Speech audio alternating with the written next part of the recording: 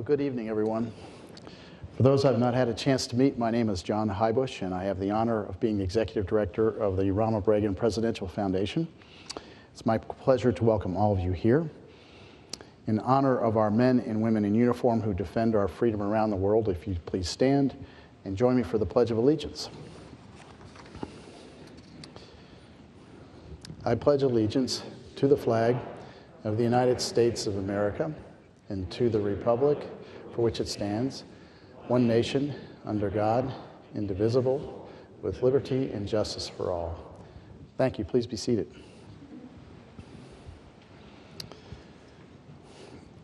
As I was preparing for the arrival of our special guest today, not that it has anything at all to do with them, but I ran into some depressing statistics.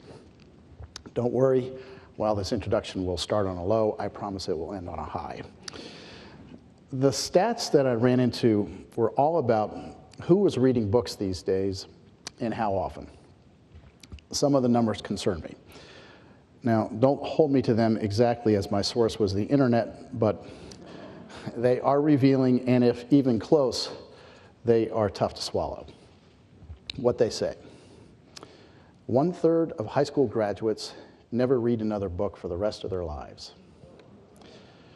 42% of college graduates never read another book after college. And 80% of US families did not buy or read a book last year. Now, I have to presume that to the extent these people read, their reading habits are confined to 140-character tweets, blogs, weblogs, chats, instant messages, emails, and an occasional traffic sign. I think they're missing a lot. I say that because every once in a while, a team of truly talented writers will get together and write a gift for all of us, and a work that informs, educates, and entertains all at once. That is definitely the case with Nancy Gibbs and Mike Duffy's The President's Club. It really is a great book. We're here today at a presidential library, which happens to be the best, in my unbiased opinion. And while I'm handing out opinions, having read Nancy and Mike's book, I am sure there will not be a better book with such unique and interesting insights on the modern-day presidency published for some time.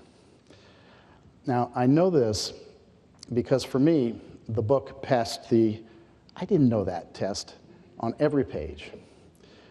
I didn't know that President Clinton had real respect for President Nixon.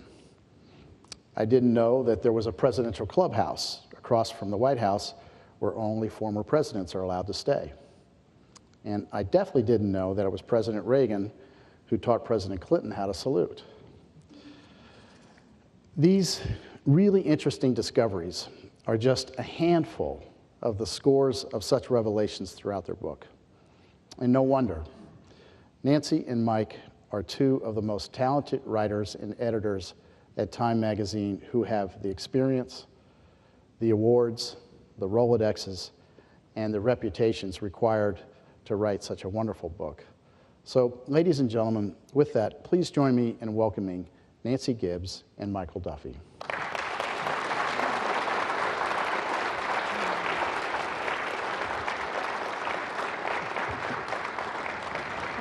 So much. Thank you. Thank you. Okay. We could stand, We but could we'll stand. sit.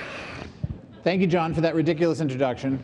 I wanted to start by saying that in the 5 years that Nancy and I spent putting this book together, we had many aha discovery moments where we were learning as much about the presidents as you will learn if you get a chance to read this. Things we didn't know, things that surprised us even about the men we had covered, from Reagan through Bush and Clinton and Bush and now Obama. So for us, it was a real journey of discovery, to say nothing about what we learned about Hoover and Truman and Eisenhower, Kennedy, Johnson and Nixon and Ford.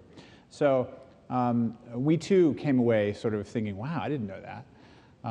And for us, it was a journey that continues because people keep telling us things we didn't know. But in some ways, Ronald Reagan was a bigger part of that story than we would have guessed, because we first meet him in 1947, long before he's president. And as we dug deeper and deeper into Reagan's relationship with the club, we learned that he actually had seen FDR when he was living in Des Moines.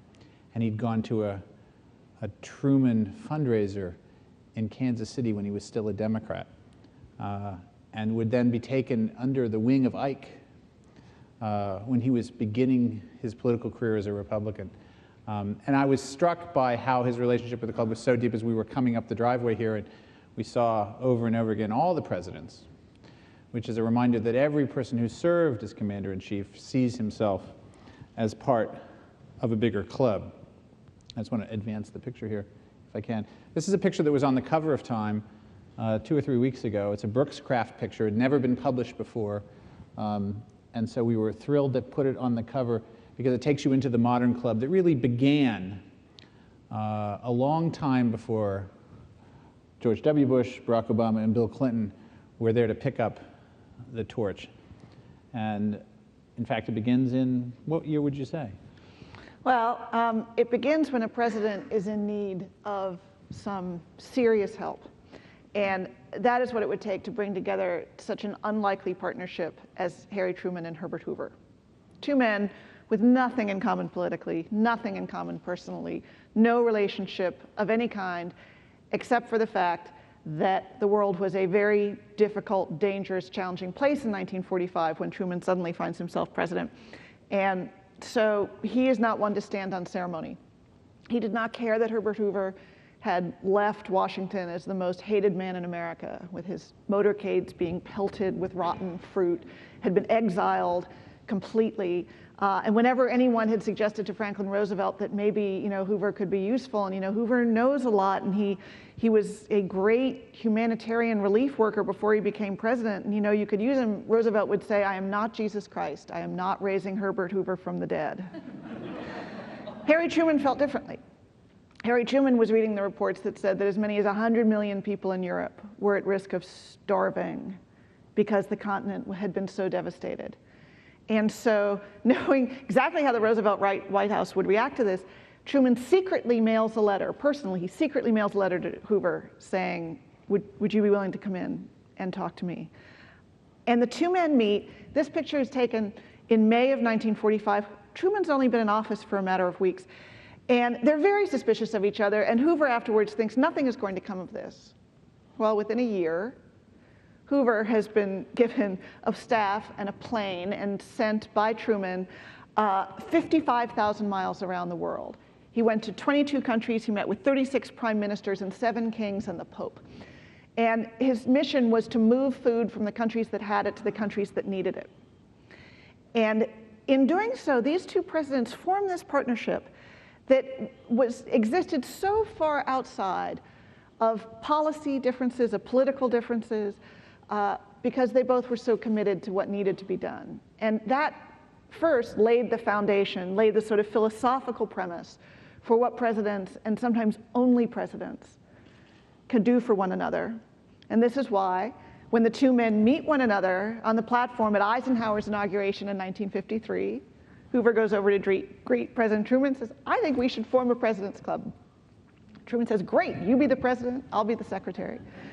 So that's that is the mythological foundation story, is they're sort of teasing each other on the platform, except it turns out with each successive president to become more and more and more real. So Eisenhower in 1957 adds, through an act of Congress, adds office space and an allowance and mailing privileges to the former presidents.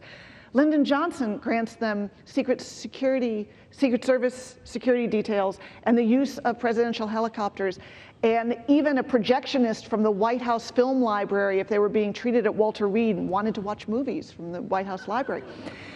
Richard Nixon adds the clubhouse, as John mentioned, which only one reporter in history has stepped foot inside of.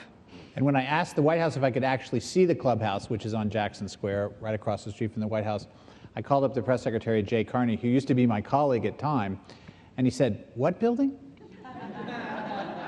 I don't think we know